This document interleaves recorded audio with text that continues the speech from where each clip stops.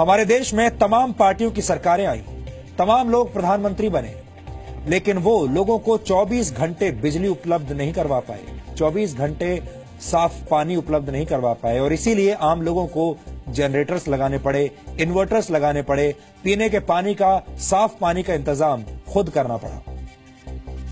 अलग अलग सरकारें आई, लेकिन वो आम आदमी को सुरक्षा नहीं मुहैया करवा पाई, इसलिए लोग प्राइवेट सिक्योरिटी गार्ड्स रखने लगे। हमारे देश में सरकारें लोगों को अच्छी शिक्षा मुहैया नहीं करवा पाई, इसलिए लोगों ने पब्लिक या प्राइवेट स्कूल बनवा लिए और अपने बच्चों को प्राइवेट स्कूल में भेजना शुरू कर दिया। देश की सरकारें लोगों को अच्छे अस्पताल नहीं दे पाई, जिसकी वजह से आम लोगों को प्राइवेट अस्पताल जाना पड़ा। अगर सरकारी अस्पतालों में भी उतनी ही सुविधा मिलती तो शायद प्राइवेट अस्पतालों की जरूरत ही न पड़ती। अमेरिका में कई ऐसी जगहें हैं जहां प्राइवेट अस्पताल होते ही नहीं, वहां सरकारी अस्पताल इतने सक्षम हैं कि किसी और की जरूरत पड़ती ही नहीं है। इसी तरह हमारी सरकारें अपने लोगों को परिवहन का अच्छा साधन नहीं दे पाई, यानी पब्लिक ट्रांसपोर्ट नहीं दे पाई और इसीलिए लोगों को अपनी खुद की कारें खरीदनी पड़ी। आपके लिए समझना भी जरूरी है कि हमारे देश में एक टैक्स पेयर जब अपनी नौकरी से रिटायर होता है, एक आम आदमी, मध्यम वर्ग का आदमी जब रिटायर होता है और जब अपना जीवन चलाने के लिए उसे सबसे ज्यादा पैसों की जरूरत होती है, तो उसे बदले में सरकार से क्या मिलता है। हम बड़े दुख के साथ आज ये आपको बता रहे हैं कि पिछले 70 वर्षों में हमारे देश की सरकारें टैक्स चुकाने वाले आम आदमी को सामाजिक सुरक्षा भी ठीक से नहीं दे पाई। आज भी आम आदमी अपनी हर तरह की सुरक्षा के लिए खुद ही जिम्मेदार होता है। अपने बुढ़ापे के दौरान एक सामान्य जीवन के लिए उसे खुद ही सारी बचत करनी होती है।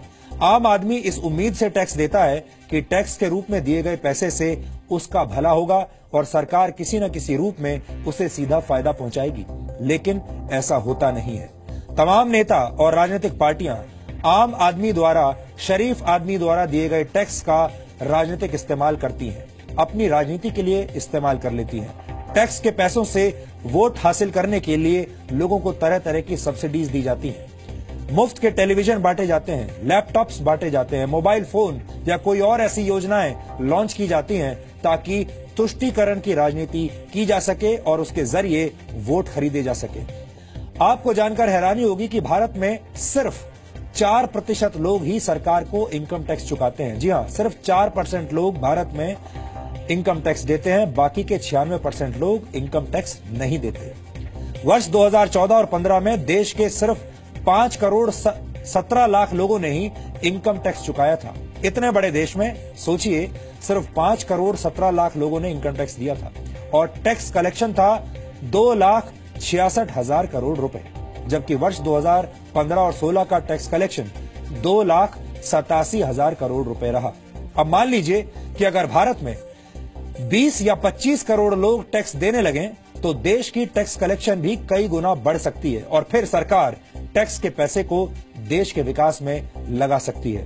सिर्फ गारंटी इस बात की चाहिए कि सरकार ईमानदारी से इस टैक्स को टैक्स देने वाले लोगों पर ही खर्च करे, उनकी जिंदगी को सुधारने में खर्च करे।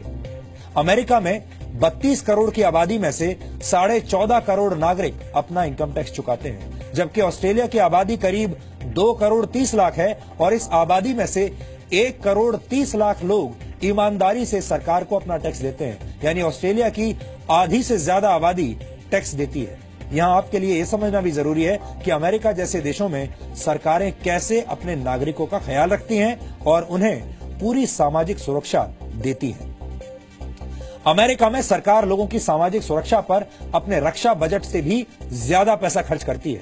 अमेरिका का 2016 का रक्षा बजट 580 बिलियन अमेरिकी डॉलर्स यानी करीब 40 लाख करोड़ रुपए का है, जबकि अमेरिका का सन 2016 का सोशल सिक्योरिटी का खर्च 916 बिलियन अमेरिकी डॉलर यानी 63 लाख करोड़ रुपए का है। अमेरिका में रिटायरमेंट के बाद किसी भी व्यक्ति की पूरी जिम्मेदारी सरकार की होती है। अमेरिका में सोशल सिक्योरिटी के लिए कर्मचारियों पर अलग से टैक्स लगाया जाता है और इस टैक्स का इस्तेमाल नागरिकों को सामाजिक सुरक्षा देने के अलावा कहीं और नहीं हो सकता।